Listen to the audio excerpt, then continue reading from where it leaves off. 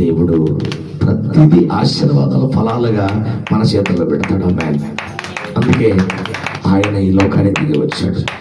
అందుకంటాడు అసతోమ సద్గమయ తమసోమ జ్యోతిర్గమయ ముచ్చోర్మ అమృతంగమయ.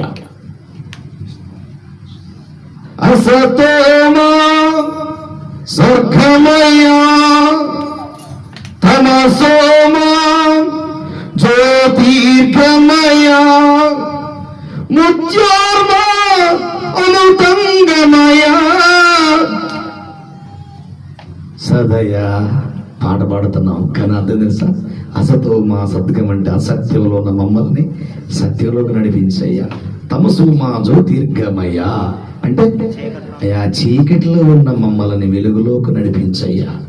ముచ్చోర్మా అమృతంగమయ్యా మరణంలో నుంచి జీవంలోని మమ్మల్ని దాటించేది ఎవరని ఎంతో మంది వక్తలు, ప్రవక్తలు, పీఠాధిపతులు, శతాధిపతులు, మతాధిపతులు, సరసాధిపతులు, దశాధిపతులు, న్యాయాధిపతులు ఎందరో ప్రార్థించారు.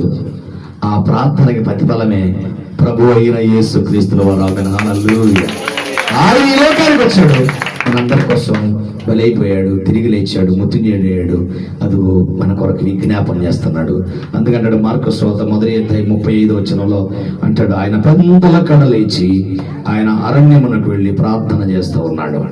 మనం కూడా ప్రార్థన చేయాలి. యోనా వెళ్ళాడు, అదిగో యోనా 3 రోజులు ఉపవాస ప్రార్థన చేసినప్పుడు నేను ఈ పట్టణం అంతా దేవుడు కాచి కాపాడుతూ వచ్చాడు.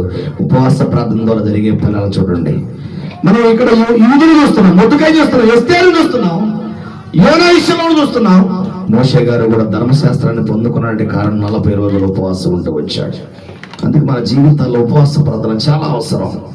అది మన కుటుంబాల్లో ఉండాలి.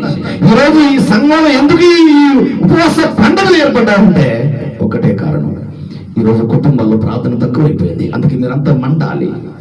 యోహాను మండుచు దీపంలో ఉన్నాడు, మీరంతా మండుతూ ఉండాలి.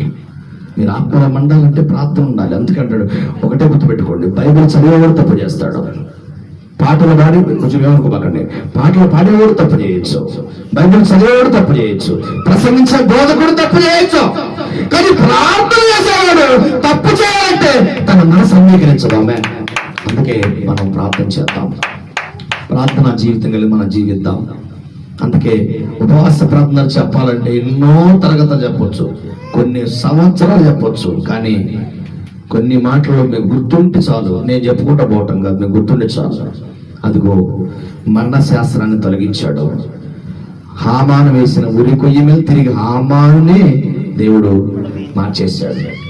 చూసావా? అందుకే